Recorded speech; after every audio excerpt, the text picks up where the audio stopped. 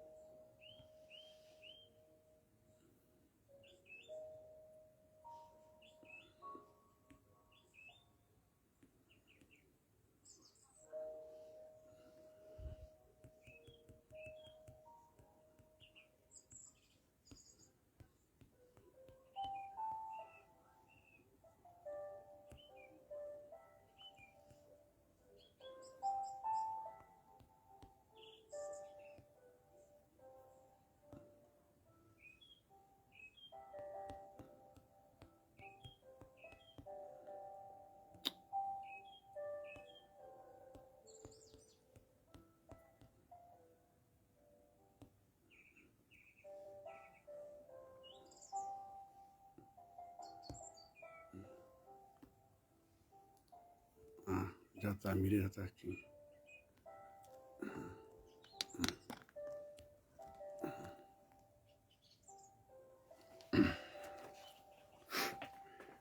Agora eu vou tentar colocar nos grupos aqui, tá bom? Tá aparecendo aí, Mi? Não, agora não. Ah, tem um delay, né?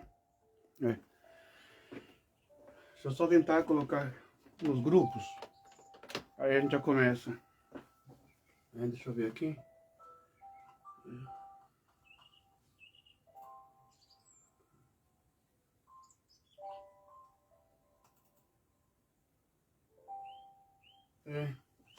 Tá muito lento. Não quer ir, não vai de jeito nenhum. É uma maravilha. Puxa vida. Aqui. Pronto. Só vou compartilhar agora. Jogar lá nos grupos.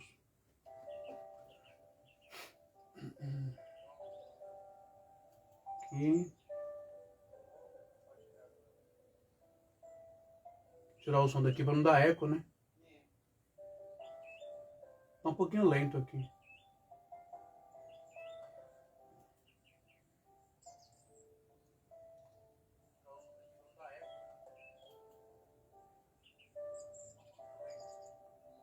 Consegui postar no grupo.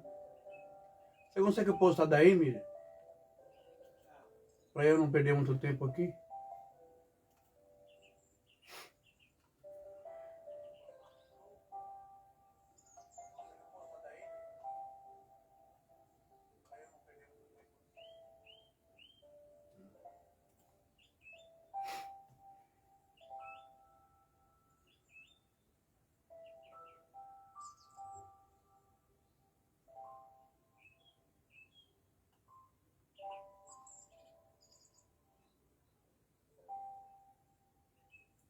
Tá bem devagar.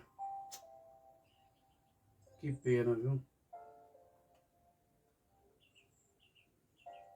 Olha como tá lento.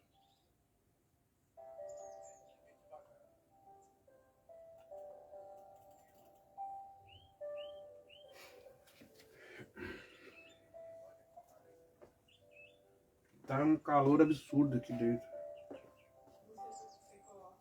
Né? Também acho. Vamos tentar. Eu vou tirar daqui porque tá demorando muito.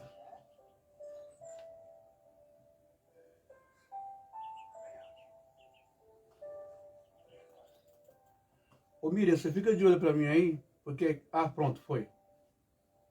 Já foi, aqui pra mim já foi. Pronto. Tá ótimo.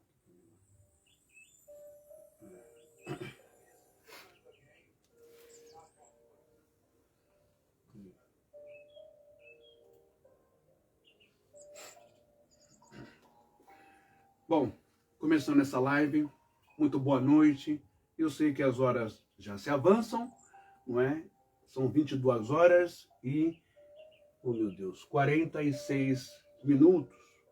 22 horas e 46 minutos. Mas eu deixei justamente esse horário para quê? Para que os corintianos aí se festejassem, né? Se alegrassem com a vitória do Corinthians, né? Também para você assistir os seus programas. E antes de dormir, eu quero partilhar com você essa linda, não é, mensagem de Natal. É uma mensagem diferente, mas eu tenho certeza que você que ainda tem um pouquinho de Deus, um pouquinho das Escrituras, um pouquinho da fé dentro do seu coração, vai sentir, não é, a profundidade da reflexão dessa mensagem de hoje e também, não é, essa mensagem de Natal e essa mensagem de Ano Novo. Porque a partir de agora, de amanhã, eu vou trabalhar de forma ininterrupta, então não vou ter tempo para estar aqui na live, no Facebook, não é? E talvez eu nem volte mais a fazer lives ao vivo no Facebook. De tanta trollagem, de tanta coisa, né? Que o Facebook me fez, ok? Então, a gente ficou pensando bastante, porque isso gera muito estresse pra gente, que faz live. Porque se você não sabe, antes de entrar aqui no ao vivo, a gente ora primeiro, dobra o joelho, ora, pede para o Espírito Santo uma palavra e um ensinamento, né? E estuda para poder trazer um material, uma live de qualidade e com base, com fundamentação para você. Tudo isso sem ter a intenção de lesar você, chantagear você, coagir você, sem cometer sugestão, forçação de barra, apelação em textos das Escrituras para tirar o seu dinheiro. Dízimo, oferta, volta, aquela coisa que você já sabe. Aqui, não. Talvez por isso, né, oprimiram tanto a minha pessoa, bloqueando, causando obstrução disso. Ah, você só não pode mais compartilhar em tantos grupos. Ah, você vai ficar fora do ar no Facebook por 3 meses ou 6 meses. Enquanto isso, quem não tem valor nenhum, quem não contribui para o reino de Deus, para a espiritualidade, mas quem é safado, sem vergonha, e está aí fazendo um monte de publicações libidinosas, erradas, não é? Sem respeito com você que está aí do outro lado, esse, porque paga, então ele deixa à vontade, não está nem aí. Por isso, talvez essa seja a minha última transmissão hoje aqui no Facebook, ok? Só Deus sabe quando eu volto. Quem sabe, né? Não sei. Bom, mas se tratando dessa mensagem de Natal, você está acostumado a ouvir mensagem de Natal, o menino Jesus, que nasceu, os 3 reis magos, a estrela, não é verdade? Nasceu o Salvador, nasceu o Mashiach, né? Deixa eu te dizer uma coisa. Eu quero começar essa live com você e quero que você preste bem atenção. Por favor, eu te peço, com toda a educação. Né? Essa live está sendo transmitida ao vivo também nos grupos da Igreja Sinos de Belém, Missão das Primícias, uma denominação, uma instituição que eu tenho muito respeito por eles. quando você faz uma varredura, um apanhado, não é, de cultos que você assiste, é muito raro você encontrar mensageiros, pastores, seja lá o cargo que ostenta, falar em Espírito Santo, falar em temor a Deus, falar principalmente em salvação, falar em oração. E quando eu vejo o missionário Ronaldo ou o Roxinho lá, não é, falando, orando, a igreja, infelizmente, ainda um pouco vazia, mas ele está lá. Todos os cultos, o missionário, o mensageiro, o Roxinho, está lá o Ronaldo, falando. O Salomão, os demais ministros e os demais irmãos. Quero muito poder estar no monte aí com vocês, nessa virada de ano, quem sabe, não é? Então, é uma das denominações que eu tenho um carinho, que eu tenho um olhar especial, porque a maioria, com todo respeito, mas você sabe o que eu estou falando, a maioria virou negócio, a maioria virou show, a maioria virou uma coisa terrível, não é? Enfim, portanto, nessa mensagem de Natal, eu começo essa mensagem de Natal com esse título aqui. Nós ainda não entendemos o Natal e onde Deus, Ele está. Ainda não entendemos o Natal e nem onde Deus está. E também faço votos, viu, para que o missionário Josias se restabeleça, esteja restaurado na sua saúde, para nos presentear com a sua presença lá no monte. Olha, você já parou para pensar onde Deus está? Todos nós, nesse período do ano, no final do ano, quando se fala em Natal, vem à mente a árvore de Natal, as bolinhas, os enfeites, aquela coisa, as guirlandas, não é? Vem em nossa mente, deixa eu tirar esse óculos aqui, vem em nossa mente, então, presentes, 25 de março, quem está aqui em São Paulo, Centro Comerciário de São Paulo, os camelôs. Vem em nossa mente roupas, tênis de marca, sapato, calça, camisa, blusa, não é verdade? Vem em nossa mente celular, notebook, televisão smart, né? Televisão aí, ultramoderna. Vem um monte de objetos de entretenimento, satisfação, de status. Vem até carro, não é? E também vem aquela ceia, o famoso peru ou chester, não é? Salada, maionese, bebidas à vontade, todo mundo comendo e bebendo. E aí é que vem essa pergunta: aonde está a essência do Espírito de Deus? Será que está nestas coisas? Estas coisas fazem parte da vontade e do desejo do Senhor em ver os seus filhos alegres, em ver os seus filhos felizes, né? Em confraternização. Isso alegra, sim, o coração do Senhor. Mas existe uma observação muito mais minuciosa e muito mais peculiar para se observar. Essa observação que nos ilumina, que nos irradia, que nos transforma. Hoje, último dia da Hanukkah, que se acende a última vela, representando aí os 8 dias do milagre de Deus, não é? Já falamos sobre isso. Todo mundo comemora, todo judeu comemora, e aqui eu presto a minha solidariedade, os meus sentimentos ao rabino, também à criança e aquelas pessoas que morreram na Austrália por um ato completamente cruel, um ato perverso, não é? De pessoas sem Deus, sem vazio e sem amor.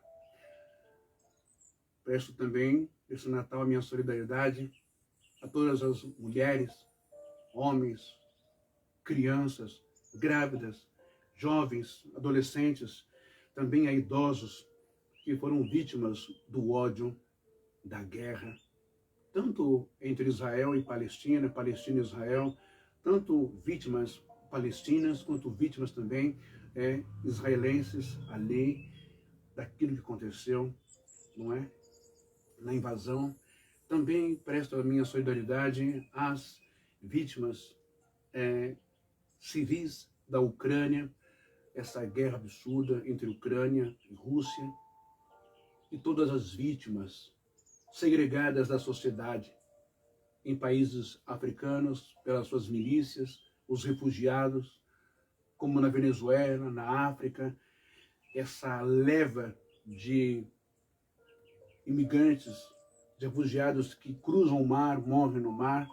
Parece que isso não para nunca, desde o tempo da escravidão, entrando pela Europa, Itália, França, não é? É muito triste tudo isso. Minha solidariedade e meu sentimento a todas essas pessoas, bem como também a todas as pessoas que foram vítimas de violência, de assalto, de bala perdida, de brigas de trânsito em São Paulo, em todo o Brasil, pessoas que perderam as suas vidas nas comunidades, pessoas inocentes, quero destacar, aos policiais que perderam a sua vida no combate, não é? As pessoas que foram vitimadas pela Covid, ainda esse ano, as pessoas que foram vitimadas pelo câncer, pessoas que foram vitimadas por um infarto, por um AVC, pessoas que foram vitimadas por doenças ou pela idade mesmo. A todas as mulheres que foram vitimadas pela misoginia, a todas as mulheres que foram agredidas, que foram mortas de forma estúpidas esse ano, pelos seus inconsequentes e pelos lixos dos homens, dos companheiros que entraram, infelizmente, em suas vidas. Os meus sentimentos a essas famílias, a você mãe que ficou órfão, a você pai que ficou órfão, a você irmão que ficou órfão de irmão, primo, tio, tia, avô, avó e filho que ficou órfão de pai ou de mãe. Você que perdeu o seu amigo da sua empresa, a você que é chefe, perdeu o seu empregado, enfim, a todas as pessoas que passaram para a pátria espiritual de forma prematura, de forma violenta. Onde está Deus em meio a tudo isso? Eu pergunto nessa noite, começando essa live, sobre o Natal. Muito bem. Para você começar a entender sobre essa mensagem de Natal, não é apenas comemorar o nascimento de Yeshua ou Yahushua. Isso todo mundo já sabe. É um outro olhar, é um olhar mais profundo, que eu sei que vai marcar você. Eu começo essa live de hoje perguntando onde está Deus. Já se perguntou isso? Aonde está Deus? Durante todo esse ano, 365 dias que está acabando, onde você viu e encontrou Deus? Talvez vão dizer, eu encontrei Deus porque o Corinthians ganhou, o Palmeiras, encontrei Deus porque eu consegui emprego, encontrei Deus porque eu consegui comprar um carrinho, encontrei Deus porque eu consegui isso, eu consegui aquilo outro. Maravilha. Mas se eu disser para você que a forma não é mais esquisita, é que a forma mais espiritual, a prova da carne, do corpo físico, das emoções, da psique, da psicologia, de encontrar Deus, é a maneira que ninguém quer encontrar. Começando essa live contando a história de Pipel. Pipel foi um menino pequenininho, um menino magrinho, né? Que também foi preso ali, levado ao campo de concentração de Auschwitz. Presta bem atenção nessa história. Deixa eu pegar aqui meu óculos, não é? Eu começo essa mensagem de hoje, essa mensagem de Natal e também de final de ano, com uma história triste, porém reflexiva. Você vai entender o porquê isso. Ela é real, ela não é uma fábula, não é uma lenda, foi um fato real, tá bom? Que vem do livro, está registrado no livro de Elie Wiesel. O Elie Wiesel, ele foi também um judeu que também esteve um sobrevivente nos campos de concentração do Holocausto. E no seu livro Night, No capítulo 4, ele registra muito bem o que ele viu e o que ele assistiu nos campos de concentração. Vamos à história original. Num dos trechos mais conhecidos do livro, Wiesel descreve a execução de 3 prisioneiros, sendo um deles um menino, apenas um menino, cândido, puro e inocente, muito jovem, chamado, entre aspas, por alcunha de Pipel, porque o nome original, o Eliel Wiesel não revelou o nome dele. O menino era leve demais. Quando ele fala que o menino era leve demais, o menino ele era, na verdade, bem magrinho, né? Uma criança, um menininho bem magrinho. Esse menino, então, ele era muito magrinho e assim, com o laço da corda no seu pescoço, ele então agonizou por muitos minutos pendurado na forca. A perversidade, os requintes de crueldade, a monstruosidade do ser humano, por intolerância étnica, por intolerância religiosa, foi capaz de fazer atrocidades na Europa, sob o domínio de Adolf Hitler, sob o domínio dos soldados nazistas.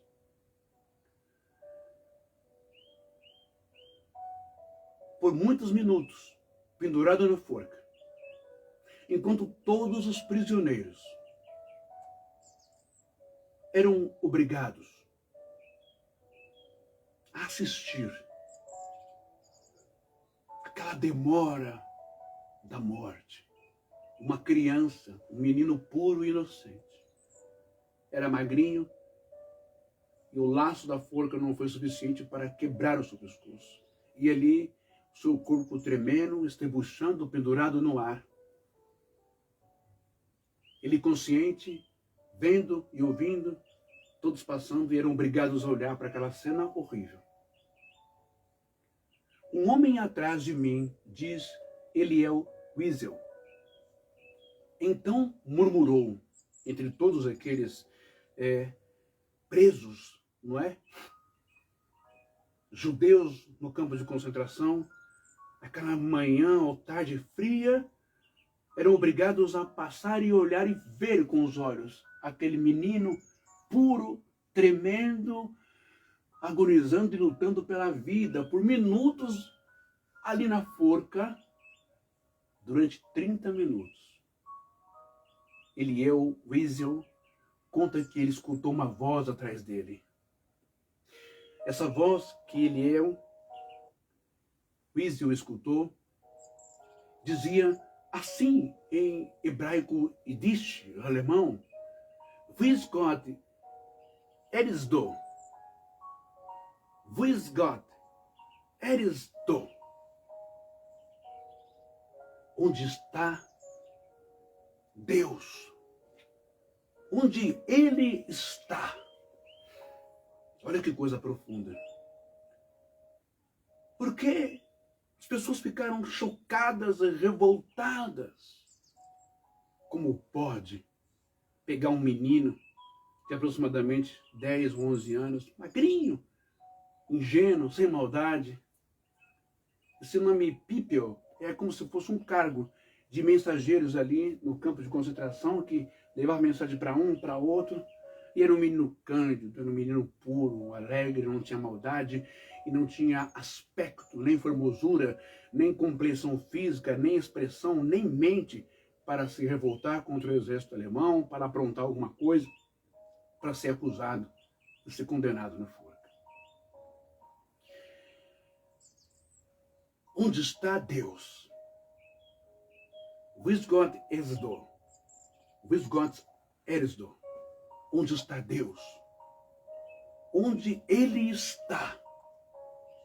Foi uma pergunta de revolta que um homem atrás de Eliel Wiesel perguntou baixinho ali no meio do povo andando, e olhando para aquela criança sendo assassinada por soldados alemães.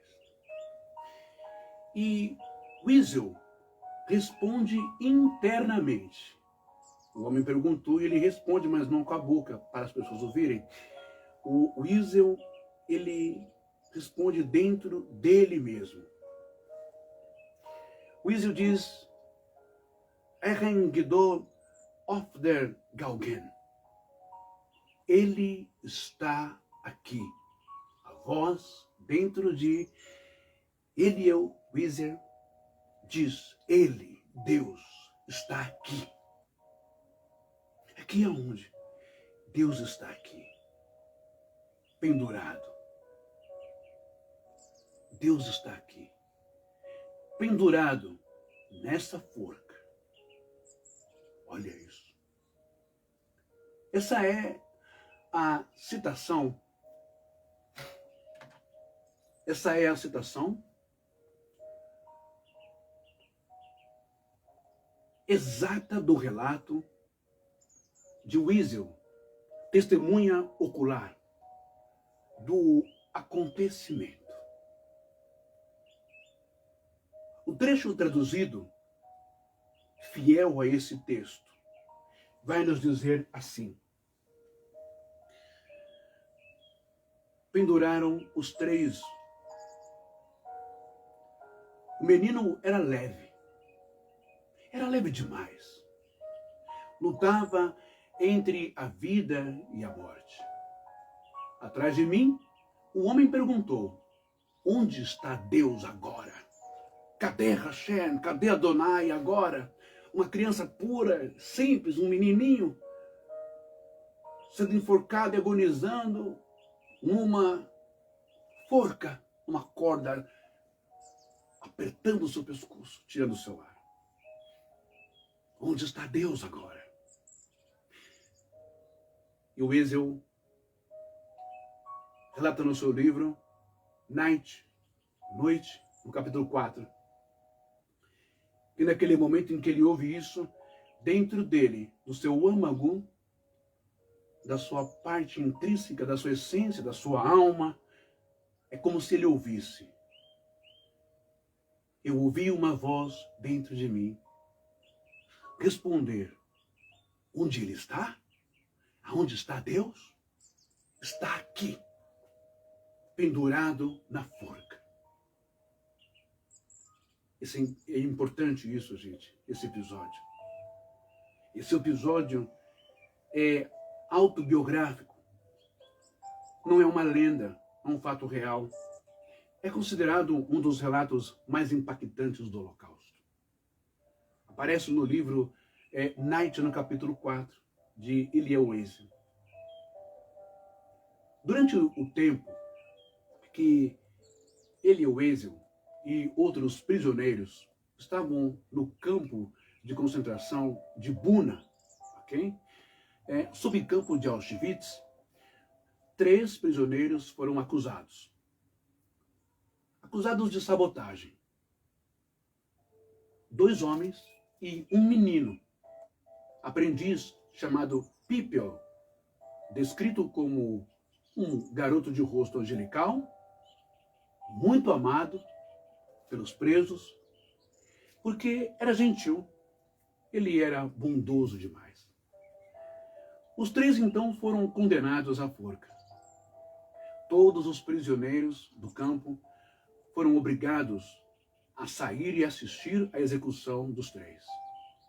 Wiesel descreve que, ao verem o menino, muitos ficaram profundamente abalados.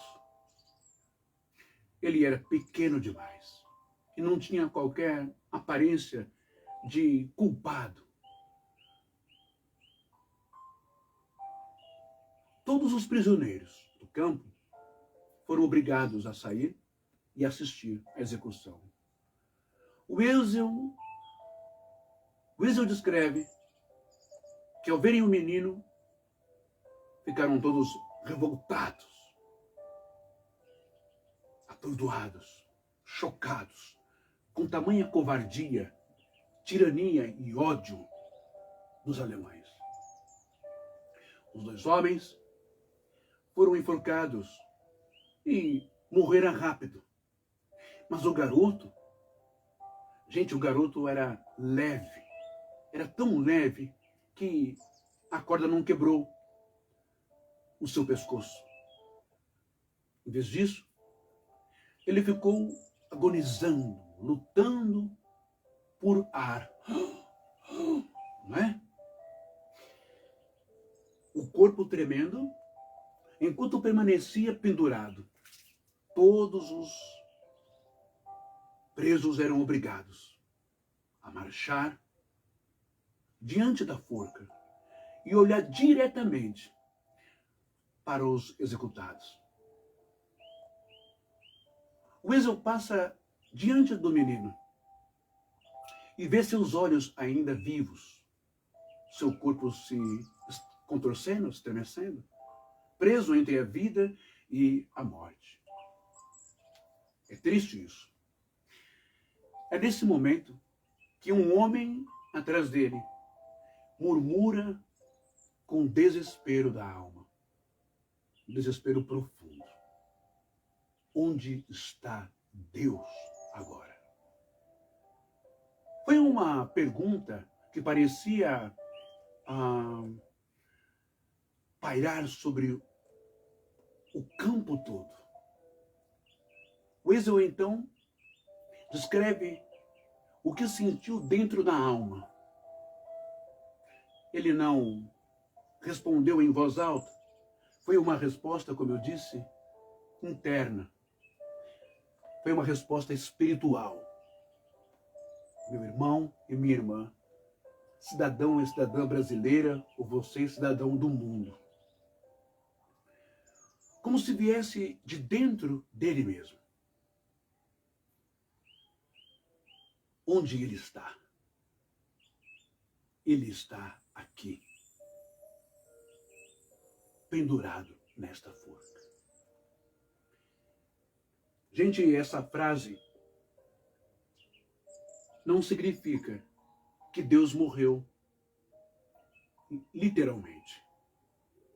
Mas ela expressa a percepção de Wessel de que naquele momento a fé tradicional dele, a fé judaica, havia sido quebrada pela crueldade que ele presenciou, que fizeram com o menino.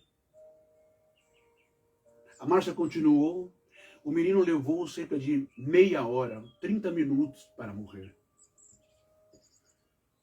Wessel disse que naquela noite, a sopa servida pelos alemães no refeitório tinha o gosto de cinzas. O significado espiritual da frase "ele está aqui", pendurado nesta forca, ele, o Wessel, era judeu, religioso, estudioso da Torá e do Talmud. Quando ele vê o menino agonizando, algo acontece dentro dele. O sentido literal é interno, não é falado. Ele não fala isso com a boca, ele não verbaliza, não é? É uma resposta interior, como se sua alma gritasse. Não é que Deus morreu, não é isso. É que o Wessel perdeu a fé antiga. A frase expressa um colapso espiritual. Como acreditar num Deus justo diante daquela atrocidade? Como manter a fé tradicional vendo um inocente sofrer daquela maneira? Como acreditar, como conciliar a ideia de um Deus protetor com aquela cena? A morte lenta do menino era o símbolo da injustiça absoluta para o Wessel. Foi como se Deus, ou a ideia que ele tinha de Deus, estivesse sendo destruída naquele momento.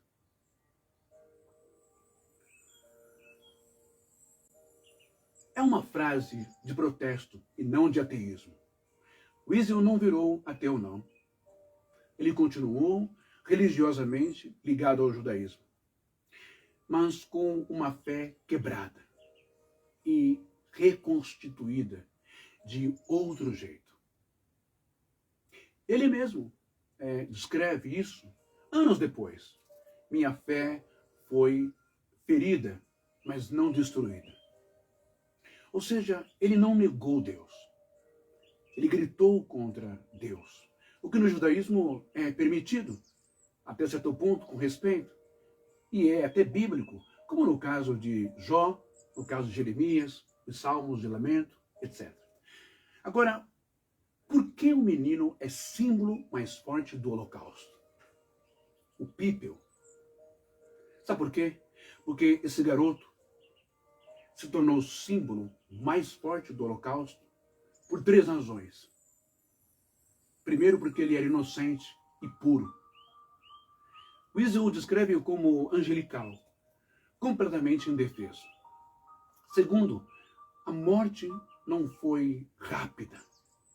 Diferente dos adultos, ele agonizou por 30 minutos, vendo e ouvindo tudo. Terceiro, representava a morte do futuro. Crianças simbolizam o futuro de um povo, de um clã, de uma tribo, de uma nação. A esperança, a morte de uma criança, simboliza a morte da própria sociedade humana. Há uma interpretação judaica racídica que diz: Deus sofre com o sofrimento humano. Onde o homem sofre, Deus também sofre. Logo, Deus estava ali, sofrendo na forca com o menino. A frase não é sobre Deus, é sobre nós. Quando a humanidade mata inocentes, ela mata os valores que sustentaram sua própria espiritualidade. O mesmo impacto que um menino inocente, ao ser assassinado cruelmente, covardemente, que comoveu toda uma nação, nos faz lembrar também da morte de um jovem de 33 anos chamado Yeshua, chamado Jesus. Presta bem atenção no que eu vou ler para você agora. Aonde está Deus? A voz interna diz para ele é o Wiesel. Ele está aqui. Ele está ali, naquele corpo frágil, fraco, naquele corpo tremendo, se contorcendo nas cordas, naquela corda da forca.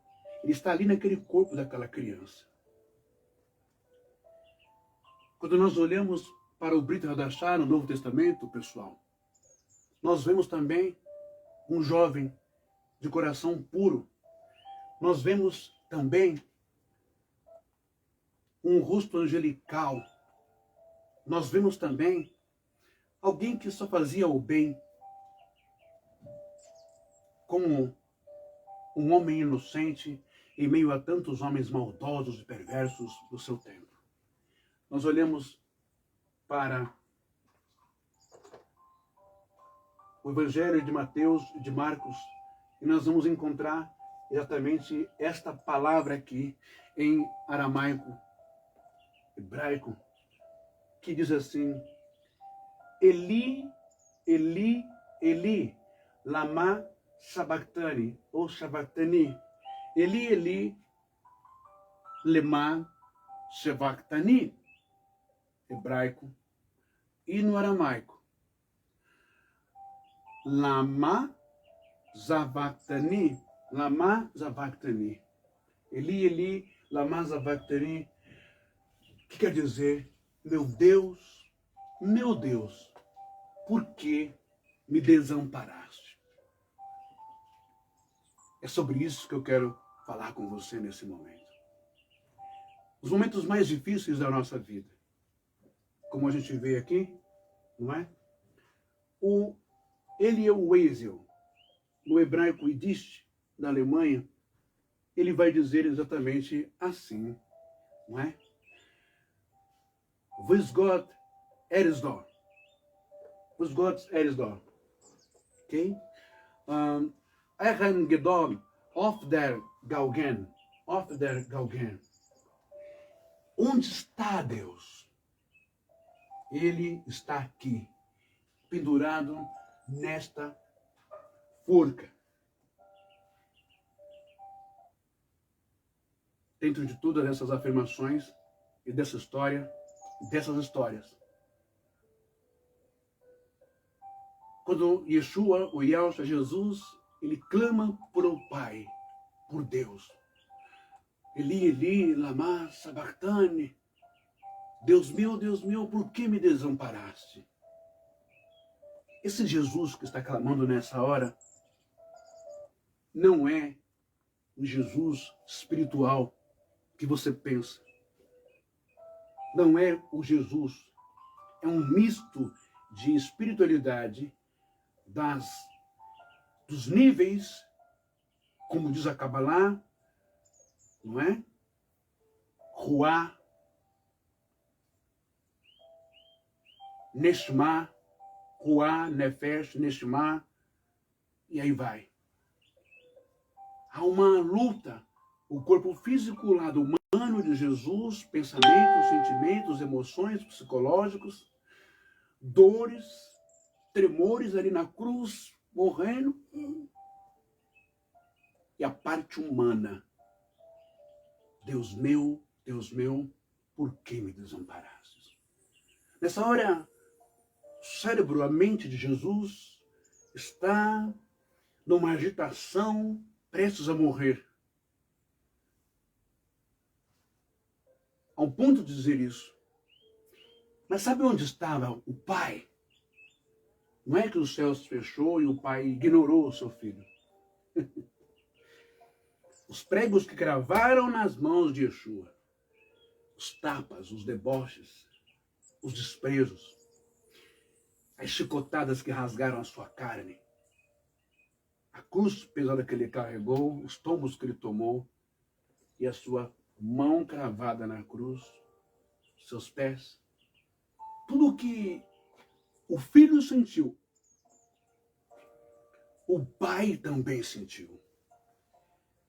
O pai não abandonou o seu filho, o pai não estava longe, o pai não quis ver essa cena.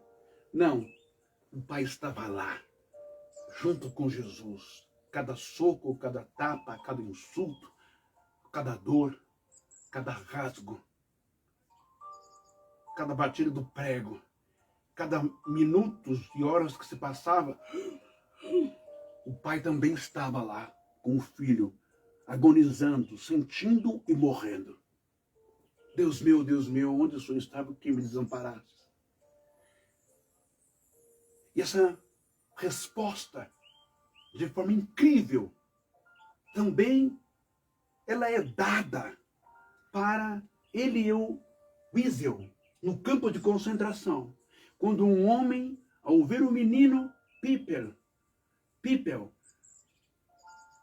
em 30 minutos de agonia, naquela corda, porque ele era magrinho, era uma criança, e os soldados rindo, aquela excitação de ver o momento que o menino morre, o menino está ali, todo o povo de Israel passa e está vendo, no campo de Auschwitz,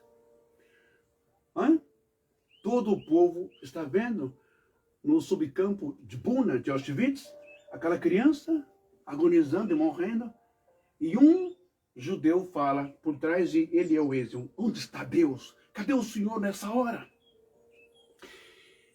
E a resposta mais espiritual e profunda vem dentro de Eliel Wiesel, na frente, olhando para a criança. A voz fala dentro dele: onde está Deus? Deus está aqui.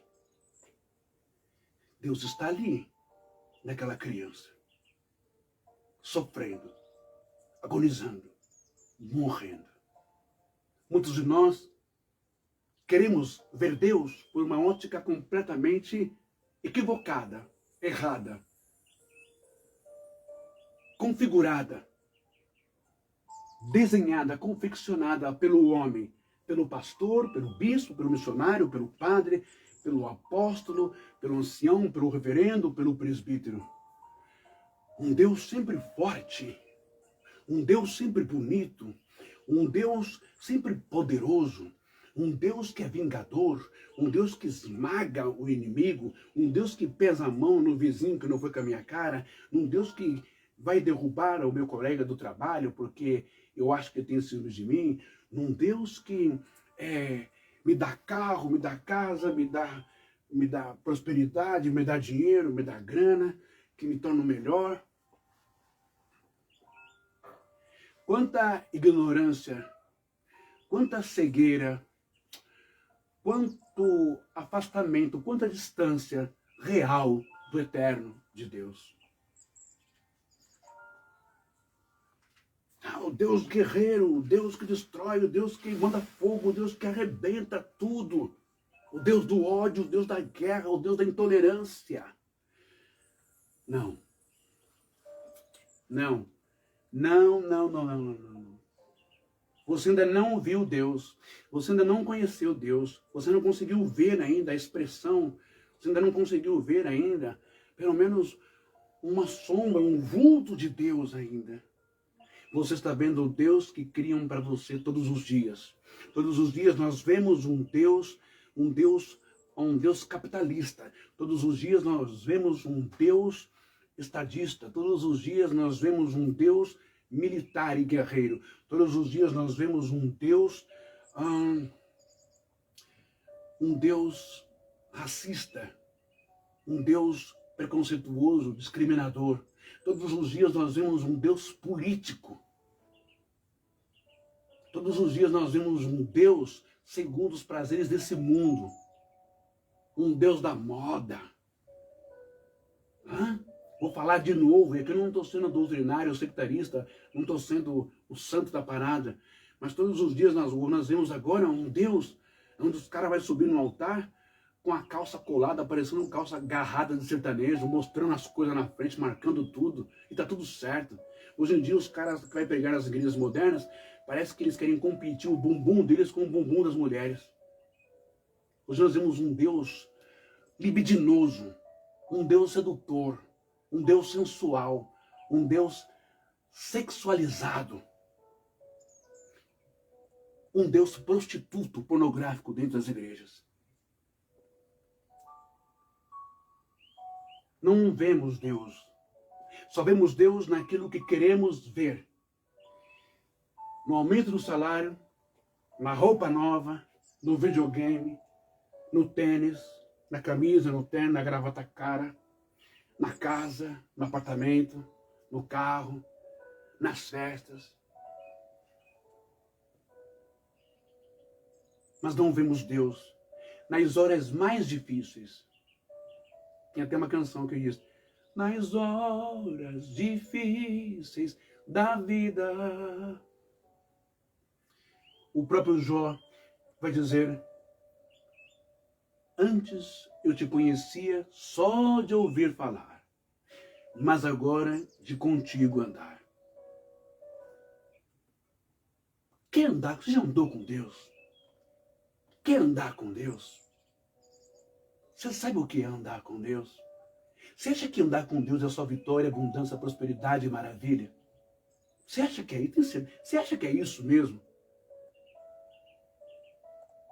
Sabe quando que o irmão Ben aqui começou a andar com Deus? Quando o irmão Ben, quando minha mãe ainda era viva, e eu precisei de favores de algumas pessoas da minha família. Sabe onde eu fui parar? No olho da rua, pelo Jardim Tremembé, dormindo na rua. Vieram me assaltar, tentaram me bater, me matar, eu consegui escapar. E andava à noite ali, na rua. Dormi na casa do meu primo por 2 dias, só. Já foi muito que ele me ajudou, ele e minha prima Cristina, o Eduardo e a Cristina. Foi um momento muito trevoso na minha vida. Foi um momento de muita escuridão, de muito sofrimento, de muito abuso, muita exploração do mundo espiritual. Eu comi o pão que o diabo amassou.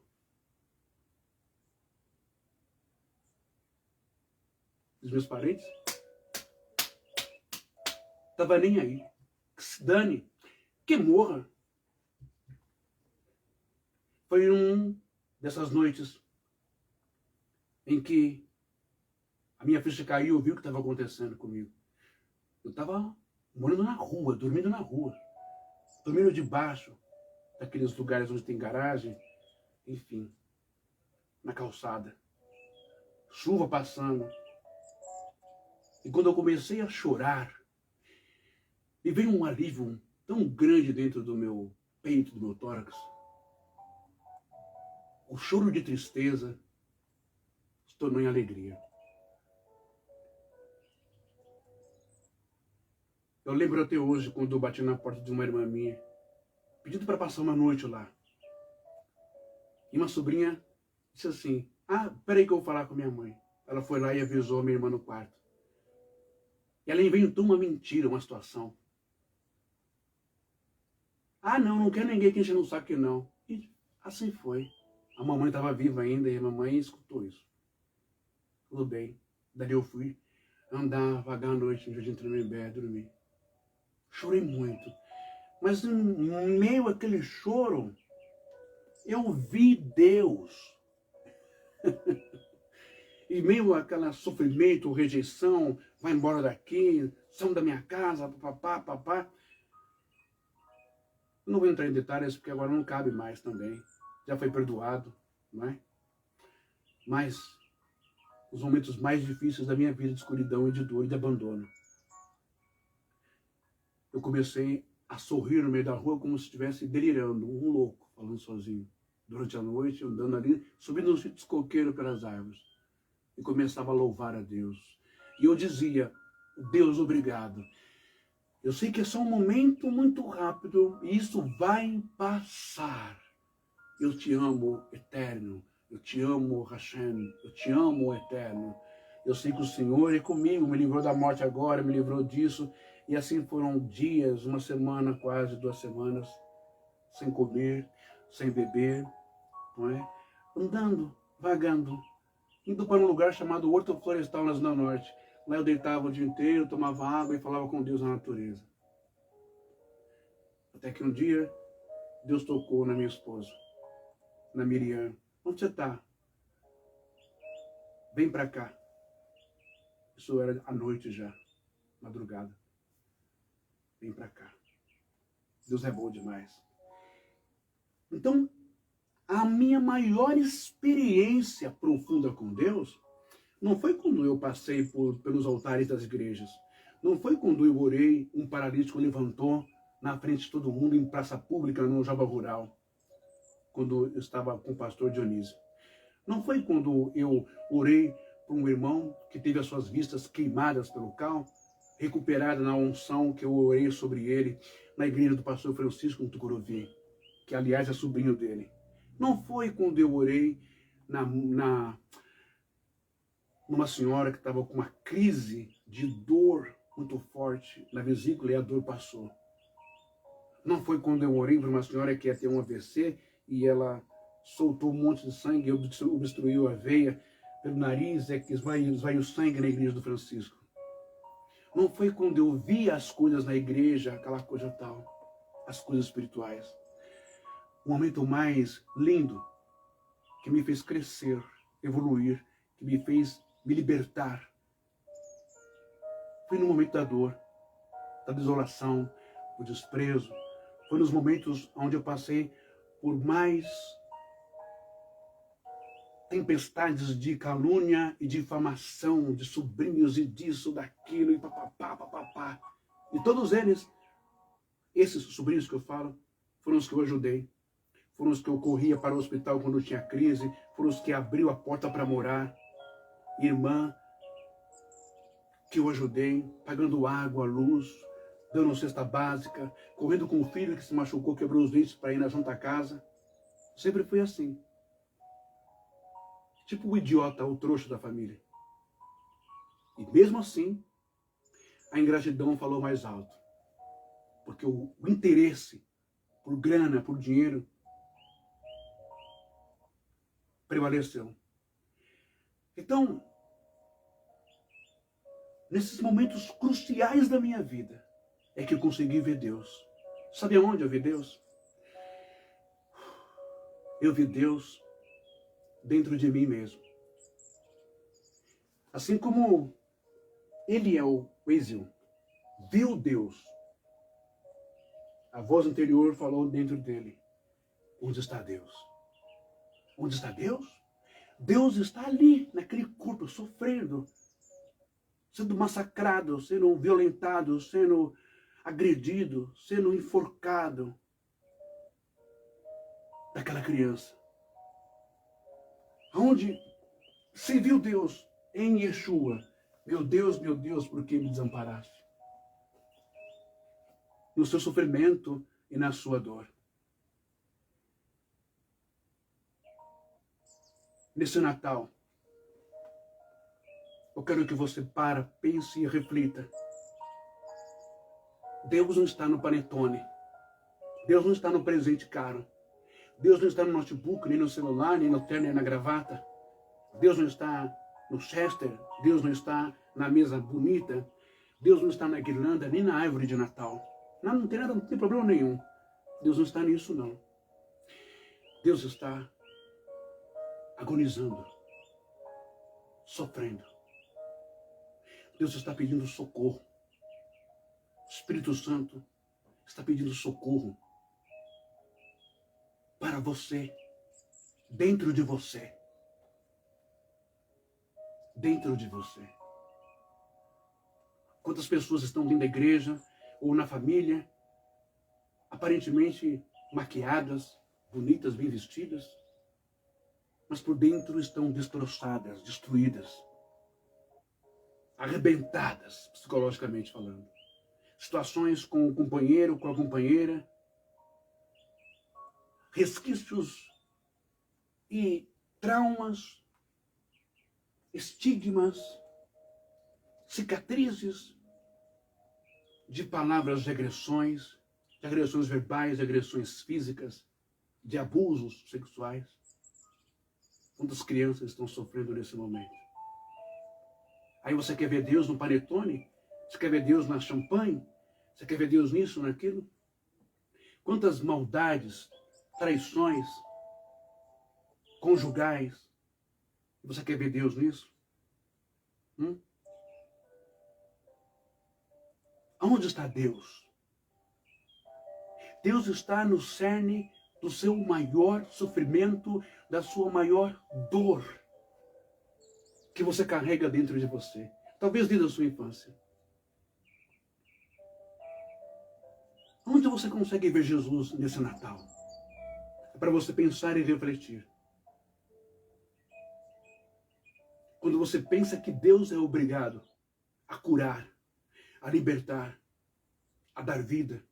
Quando você pensa que Deus é obrigado, é soberano, é poderoso, para te dar um carro, te dar uma casa, te dar um negócio, fechar um negócio, um contrato, te dar aquele emprego, aquela vaga. Quando na verdade, Deus está precisando de ajuda. Deus está sofrendo. Deus está morrendo. Deus está sentindo as pancadas e as dores como sentiu do seu filho. Deus está dentro do seu sofrimento e das suas dores como esteve no corpo do menino Pipel, no campo de concentração, uma criança inocente sendo enforcada. Ali que Deus estava. A questão é que nós perdemos a sensibilidade de enxergar Deus no outro. Essa é a razão pela qual Jesus vai dizer em Mateus 25: Mestre, quando foi que te vimos com fome, com sede, ou doente, ou com dor, ou sem roupa, ou preso, ou abandonado, ou doente, e não te visitamos?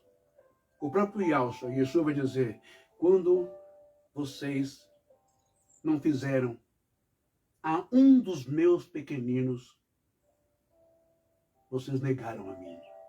Sabe por quê, meu querido? Porque Jesus sente. Porque Jesus se coloca no seu lugar, no meu lugar. Entende? Até quando você vai ficar ferindo o outro? Até quando você vai ficar com lembranças para machucar o outro? Machucar fulano, ciclano, beltrano, eu, ele, ela, outro. Até quando? Você não percebe que você está ferindo, que você está machucando o próprio Cristo, o próprio Deus? Não consegue ver Deus aí, né? Não. É legalismo demais. Você é santo demais. É certinho demais. É verdadeiro demais. Você nunca escorregou, nunca cometeu erro, nada. Você é muito santo. Você nem devia estar aqui, devia estar lá do lado de Deus, no trono do céu. Quem não tem pecado, atire a primeira pedra. Aprendei, pois, o que significa misericórdia, quero. Nesse Natal. Para você mudar de vida. Olhe bem nos olhos das pessoas. Observe-as. Sinta o coração dela bater. Sinta a alma dela clamar e gritar como a alma do menino ali na forca, lutando pela vida. Quantas pessoas estão com a corda pelo pescoço? Não é só economia, finanças, dívidas, não é só boletos, não é só isso. São carências, gritos de socorros internos, emocionais, psicológicos, familiares, afetivos e afetos. Irmandade e comunidade. Quantos de nós não conseguimos ver Deus sofrendo naqueles jovens que foram pegos de surpresa pelo Hamas no deserto, comemorando ali uma festa? Quantos de nós não conseguimos ver Deus nas crianças que foram vitimadas pelo Hamas e também nas crianças que pagaram preço, crianças palestinas? Quantos de nós não conseguimos ver Deus, não é? Nas crianças, nos idosos, nas mulheres, nos adultos, nos idosos ucranianos? Quantos de nós não enxergamos mais Deus em lugar nenhum? Porque o glaucoma, a catarata, a cegueira do egocentrismo, do capitalismo, da grana, do dinheiro, é eu e minha família e tchau, que se dane, que se lasque. Quantos de nós não conseguimos ver Deus nessas crianças de rua, nesses pobres, nessa miséria que nós temos aqui em São Paulo e em todo o Brasil? Quantos de nós não conseguimos ver Deus clamar, gritar, chorar de fome, de dor, por remédio, por roupa? Os índios que estão aí sendo desprezados por esse Brasil. Quantos de nós estamos cegos, surdos, mudos, estamos mortos, vomitados pela boca de Deus, como diz o Apocalipse? Misericórdia quero. Deus pede socorro nesse Natal. Espírito Santo pede socorro, pede ajuda. Deus está chorando, Deus está clamando, Deus está precisando de carinho, de abraço, de amor. Jesus precisa de você. Ou mais uma vez, nós vamos fazer o papel dos romanos, ou o papel dos fariseus, esbofeteá-lo, cuspir no seu rosto, menosprezá-lo, menoscabá-lo, achincalhá-lo, pisar nele, empurrá-lo, chicoteá-lo, rasgar a sua carne, fazer carregar cruz, pregarmos ele na cruz mais uma vez. Me parece que nós temos a tendência, a inclinação e a disposição de todos os dias bater, golpear, dar porrada, dar chutes, tapear Jesus em cada um dos nossos irmãos, em cada um dos nossos pequenos irmãos. Eu quero terminar essa live dizendo para você um salmo que está no capítulo 90. Salmo capítulo 90, o cântico 90, versículo 12. Que é esse daqui, ó. Salmos 90, versículo 12. Para o final de ano. Jesus, nós sabemos que já ressuscitou. Nasceu e ressuscitou. Só que nós precisamos não só ver o nascimento, a natalidade, Precisamos agora lidar com o Jesus crucificado na cruz. Precisamos ver Deus aí. E olhar para Jesus e ver Deus aí é olhar para o seu próximo que está morrendo. Para sua filha que está morrendo com depressão. Para sua filha que não está comendo. Para sua filha, para o seu filho que não sai do quarto. Para o seu filho que está com síndrome do pânico, insônia. Para o seu filho, para a sua filha que está nas drogas, vítimas da cocaína, do crack, da maconha, da bebida alcoólica, do vício no celular. É preciso reparar e olhar. Talvez para você, que é marido, que está viciado em pornografia, viciado em adultério, em traições. Para você, mulher, mesma coisa. A família destruída. É preciso olhar para vocês. E ver que a essência de Deus, o ruá, a animosidade dentro de vocês, está clamando, pedindo ajuda, socorro. Não é olhar para promessas vazias, com frases prontas de igreja. Esse ano vai acabar que é uma bênção. 2026 nós vamos arrebentar, aleluia, igreja. E pula, pula, pula, rola, rola, rola. Esse show gospel que tem nas igrejas por aí. 5 dias, 10 dias antes de acabar o ano, né, para simbolizar os 12 meses, não sei o quê. Para de bobagem. Para de simpatia idiota. Para de feiticinho barato, pastor, eu apóstolo, para. Senta com a tua igreja, olha olho no olho. Procura saber as dores reais de cada pessoa que está aí na sua igreja. As dores da alma. Seja médico. Cure essas pessoas. Seja psicólogo. Alivie as dores. Dê respostas e caminhos para essas pessoas mentalmente. Precisamos ver Deus na morte, no sofrimento dos outros. Senão, a nossa fé não vale absolutamente nada. É apenas uma reza, é uma Maria Fumaça que não sai do trilho, não sai desse círculo de religiosidade que não serve para nada. O Salmo 90, versículo 12, esse salmo não é de Davi, ele é de Moisés. E olha o que ele diz. Linoti Yameinu, Linoti Yameinu, Ken Rodan Benaniv, Benavir Levar Romar. Romar, ok? Vou ler de novo, tá bom? Linoti Yameinu, Ken Rodan,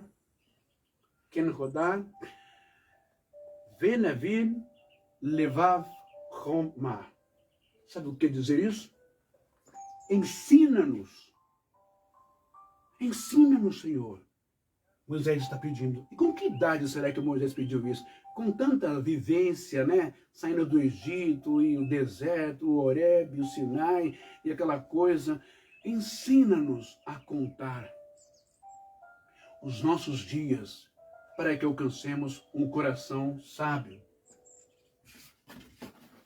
Ensina-nos a contar os nossos dias para que alcancemos um coração sábio.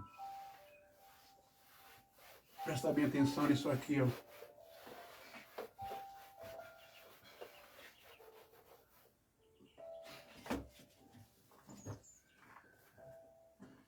Um ano tem 365 dias, correto? Um ano tem 365 dias. Cada dia desse ano, Jeremias vai dizer que as misericórdias do Senhor se renovam a cada manhã. Tem uma canção muito linda, né? Que diz, as misericórdias do Senhor se renovam. As misericórdias do Senhor se renovam. E é muito bonita essa canção. Para cada dia do ano, Deus tem um bom dia, Deus tem um vai dar tudo certo, Deus tem também, seja forte, sabe encarar, segura o tranco, agora é com você, não é? Então, 365 dias, não é?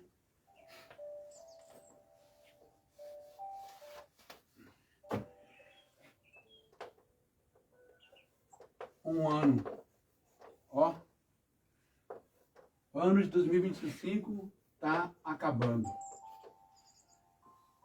Ensina-nos. Linote e amenu ken rodar. Ensina-nos a contar. Ó, yote, linote e amenu ken rodar. Venavir, levar, romar. Ensina-nos a contar os nossos dias, para que alcancemos um coração sábio, cheio das emoções, psique, mente, sabedoria, inteligência, saber lidar com as coisas, o dom de discernimento de espírito. Por quê? Veja só, ano 2025 já era, vai chegar o ano de 2026. Então vamos entender essa equação, essa matemática de Deus para a nossa vida? Vamos aplicar antes do ano acabar?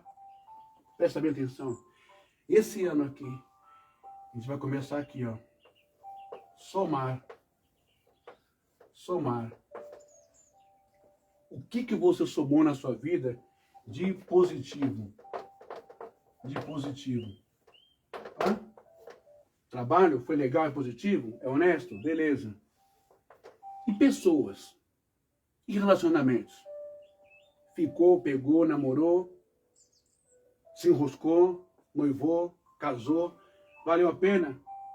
Positivo ou negativo? Negativo para a sua vida. Sabe por que Deus está falando isso para você? Porque é a tua vida. E você não veio aqui para passar na mão de homem, para apanhar, para ser abusada, para ser feita de escrava, para ser feita de objeto. E nem você, homem. Então, o que você vai fazer?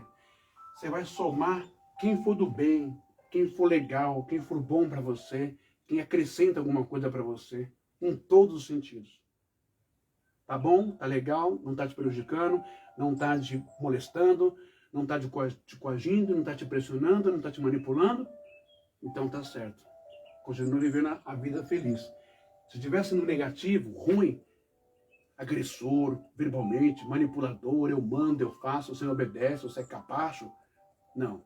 Aí você tem que botar para correr. Sabe o que tem que fazer? Ensina-nos a contar os nossos dias. Está contando os seus dias para 2026. Ou até antes de acabar 2026, você pode fazer isso aí, dar um pé. Então, você vai fazer o seguinte. Você vai subtrair. Você vai subtrair da sua vida. Você vai subtrair da sua vida. O namorado,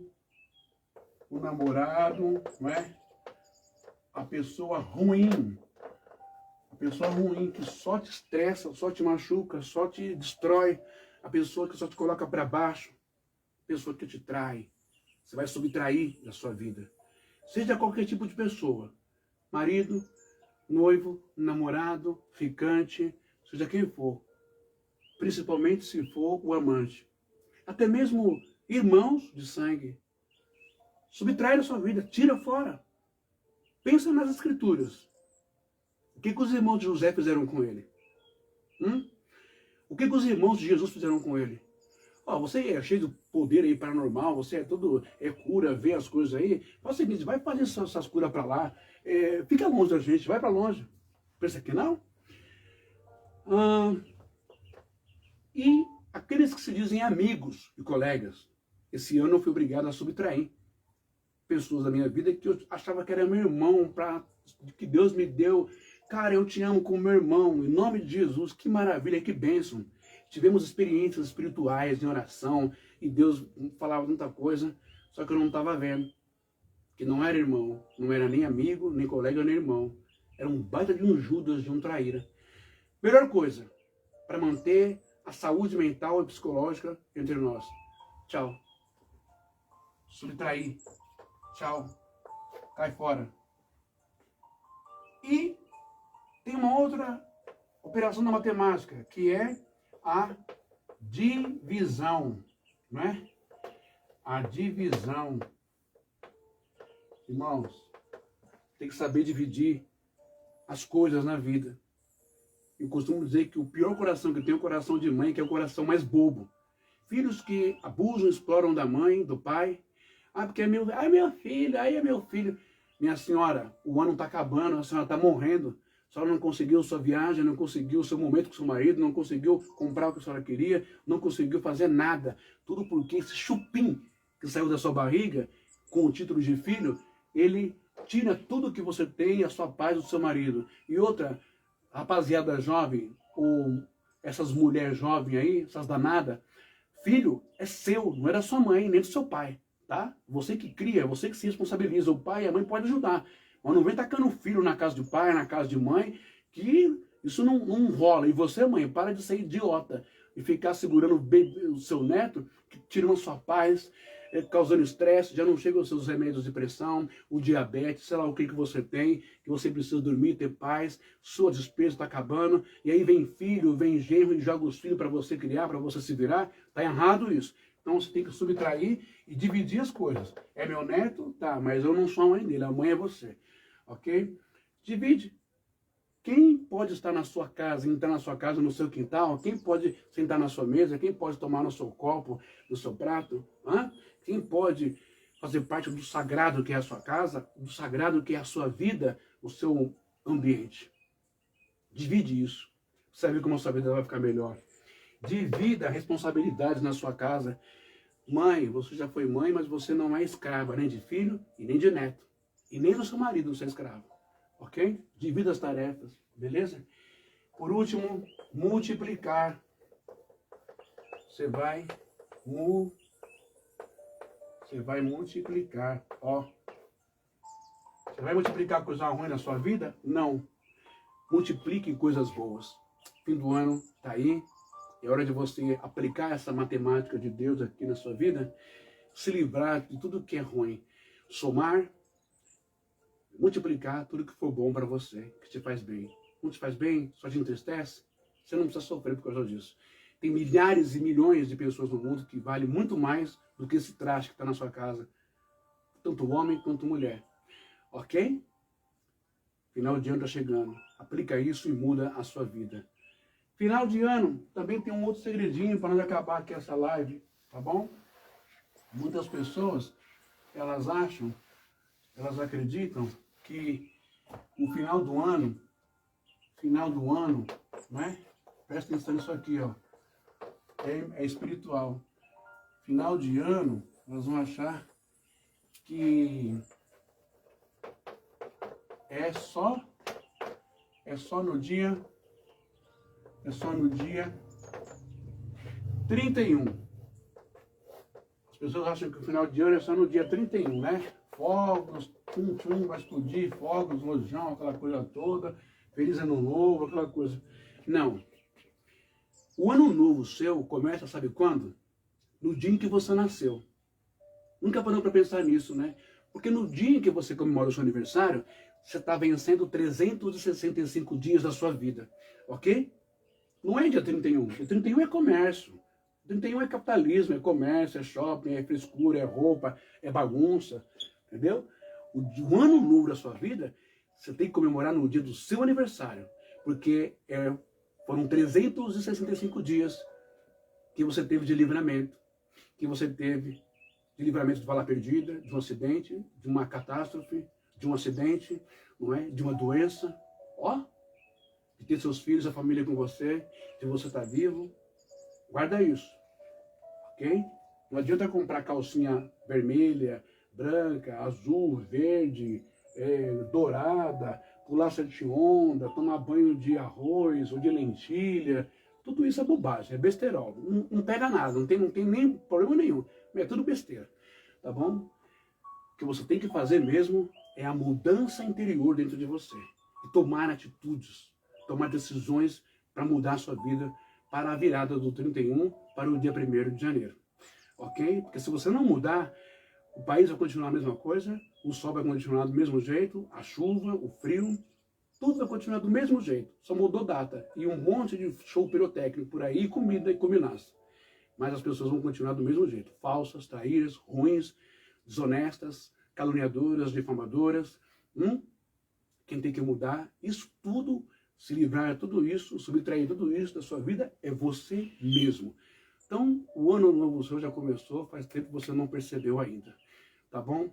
Eu encerro essa live desejando a você muita sabedoria, muita luz. Ensina-nos a contar os nossos dias para que alcancemos um coração sábio. Que você alcance um coração, uma alma, um espírito, uma mente, uma visão, uma audição, uma fala. Quem pode entrar na sua vida? Quem pode fazer parte da sua rede de colegas, de amigos? Administre bem a sua vida. Viva feliz e viva bem. Não deixe ninguém mandar em você. Nem marido, nem esposa, nem filho, nem filha. Não deixe ninguém mandar em você. Muito menos padre ou pastor, seja lá quem for, líder religioso. A vida é sua. Deus te deu para você viver. Viva com sabedoria. Saiba com quem você anda. Saiba o que você come, o que você bebe, o que você inala, o que você coloca dentro do seu corpo. Saiba com quem você se deita. Saiba onde investir o seu dinheiro, com o que trabalha. Tenha sabedoria e você vai se dar muito bem nessa vida.